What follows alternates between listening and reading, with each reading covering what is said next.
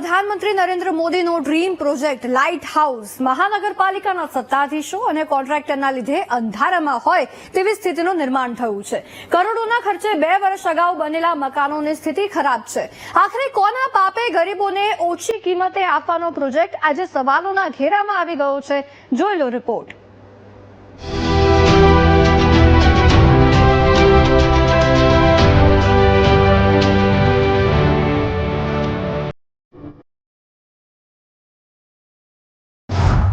પ્રધાનમંત્રી મોદીનો dream project અંધારામાં.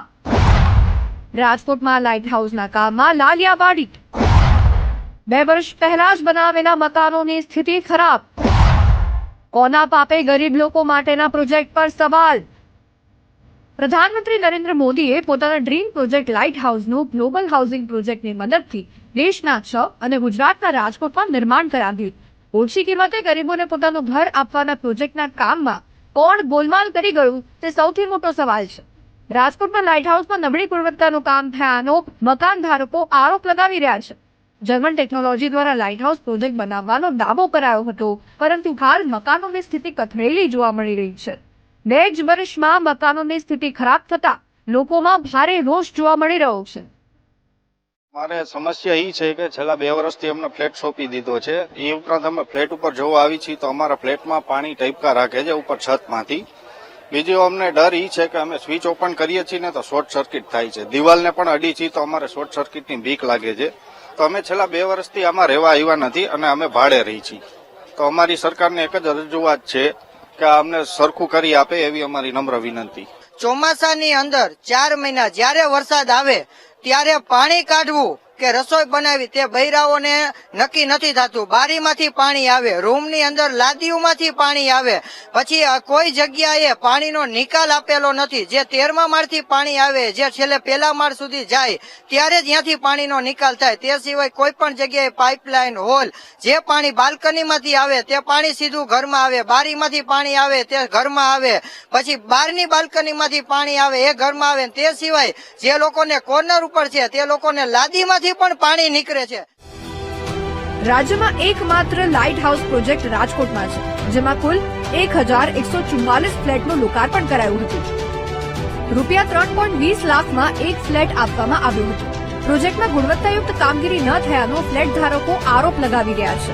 મહત્વનું છે કે 2 વર્ષ અગાઉ લાઇટ હાઉસ પ્રોજેક્ટ ખુલ્લો મુકાયો હતો. પાણીનો લીકેજ, દિવાલોમાં તિરાડો સહિતની સમસ્યાથી લાભાર્થીઓ પીડાઈ રહ્યા છે.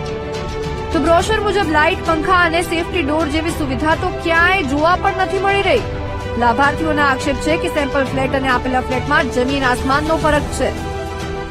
આપણે અહીંયા બિલ્ડિંગમાં એટલું બધું નબળી કક્ષાનું બાંધકામ કોન્ટ્રાક્ટર દ્વારા કર્યું છે કે તમે હાથેથી પણ ખેંચીને પોપડા પાડી શકો છો, જે તમે જોયું જ હશે, હમણાં તમને બતાવ્યું એમ.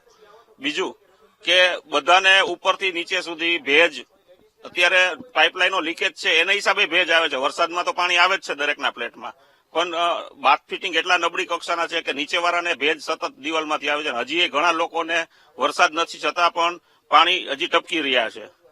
ટૂંકમાં આ ડ્રીમ પ્રોજેક્ટનું ખુલ્લે આમ ભ્રષ્ટાચાર જ કર્યો છે. અમારી માંગ એટલી જ છે કે આ બધાનું રિપેરિંગ કરી અને સંતોષકારક ફ્લેટને મળે એવી અમારી માંગ છે. સમસ્યા એટલે અમે અહીંયા રહેવા આવ્યા એના તાત્કાલિક અમને મકાન સોંપી દીધું. એના પછી તાત્કાલિક એ લોકો અહીંયા ત્યારે હતા ત્યારે એ લોકોએ થોડું ઘણું કહેવા પૂરતું, બાકી મારી સ્ટાર્ટિંગથી છે ને દિવાલો બધી રૂમની છે ને નબળી છે. અમે મારી રીતે રજૂઆત નગરપાલિકામાં, કલેક્ટરને A to Z બધે ઠેકાણે કરી હતી. પણ એ લોકોએ લેખિત એટલી રીતે કરી, મૌખિત એવી રીતે કરી. પણ એ લોકોએ કઈ રીતે જવાબ ન દીધો. એ લોકોએ ખાલી હાથ ઊંચા કરી દીધા. એને એમ કહી દીધું કે તમારા દસ્તાવેજ થઈ જાય ને એટલે તમે તમારી રીતે અમે છૂટાઈ કે હવે અમે કઈ કરી શકીએ નહીં. હા, એ તોય પણ એ લોકોએ હાથ ઊંચા કરી દીધા. મારા આગળ લેખિત બધા વસ્તુની છે એટલા માટે થઈને, અને મેં મારા પોતાના ખુદના સ્વખર્ચે મારા આખા ઘરમાં પ્લાસ્ટર કરીને કરાવડાવ્યું છે. સરકારના ગરીબોને સસ્તા દરે મકાન આપવાના શુભ આશય પર પાણી ફેરવતા કોન્ટ્રાક્ટરો સામે ક્યારે એક્શન લેવાશે તે સૌથી મોટો સવાલ છે. સરકારના કરોડો રૂપિયાના ડ્રીમ પ્રોજેક્ટમાં ભ્રષ્ટાચાર કરી પોતાના ખિસ્સા ભરનારા ભ્રષ્ટાચારીઓ સામે કડક પગલાં ક્યારે લેવાશે? સરકારના કેટલાય પ્રોજેક્ટમાં કોન્ટ્રાક્ટરને લીધે કામગીરી નબળી થયાના આક્ષેપો લાગી રહ્યા છે. ત્યારે આવા કોન્ટ્રાક્ટરને બ્લેકલિસ્ટ કરી એક્શન લેવાશે કે પછી લોકો ફક્ત ન્યાયની રાહ જોતા રહેશે? Bureau report, VTV news. અધિકારીઓને કોન્ટ્રાક્ટરો માટે એટલો પ્રેમ છે કે પ્રધાનમંત્રી મોદીના ડ્રીમ પ્રોજેક્ટમાં પણ ભ્રષ્ટાચાર કરી નાખ્યો. ગુજરાતમાં એકમાત્ર રાજકોટમાં લાઇટ હાઉસ પ્રોજેક્ટ બન્યો. 19મી ઓક્ટોબર 2022ના રોજ 1144 ફ્લેટનું ઉદ્ઘાટન થયું હતું પીએમ મોદી દ્વારા જ. પણ નિમ્ન કક્ષાની ગુણવત્તાના ઘરો મળ્યા છે ગરીબોને 3.20 લાખમાં. ગરીબોને આપવાના એટલે ગુણવત્તા યોગ્ય રહે ના રહે કોણ પૂછવાનું એવું? અરે ગરીબોનું માન ન રાખ્યું તો પીએમ મોદીના સપનાનું તો માન રાખવું હતું સાહેબો. બીએન પટેલ પ્રોજેક્ટ ડિઝાઇનર, આવો ડિઝાઇન કરવાનો પ્રોજેક્ટ. કોન્ટ્રાક્ટર મનોજ માલાણીજી, નિમ્ન કક્ષાની ગુણવત્તાનું કામ કરવાનું કોઈ ખાસ કારણ? કયા મોટા માથાના 4 હાથ છે તમારા પર કે હિંમત આવી ગઈ? અને પીએમ મોદીનો ડ્રીમ પ્રોજેક્ટ છે, કામ યોગ્ય રીતે થવું જોઈએ, તે જોવા કોઈ ના ગયું તંત્રમાંથી. પાણી લીકેજ, દિવાલોમાં તિરાડ પડી ગઈ છે ભાઈ, પોપડા ઉખડી રહ્યા છે. આવું હોય ગરીબોના સપનાનું ઘર?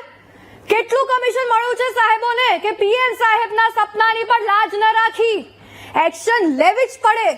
વીટીવી ન્યૂઝ આજે દરેક ગરીબ કે જે સરકારી યોજનાના કારણે ઘરનું ઘર થાય તેવી આસ લગાવીને બેઠો છે, એના વતી અવાજ ઉઠાવી રહ્યું છે. કડકમાં કડક કાર્યવાહી જવાબદારો વિરુદ્ધ થવી જ જોઈએ અને એવી કાર્યવાહી કે જેનાથી આગામી સમયમાં કોઈ આવો ભ્રષ્ટાચાર કરવાનું વિચારે પણ નહીં.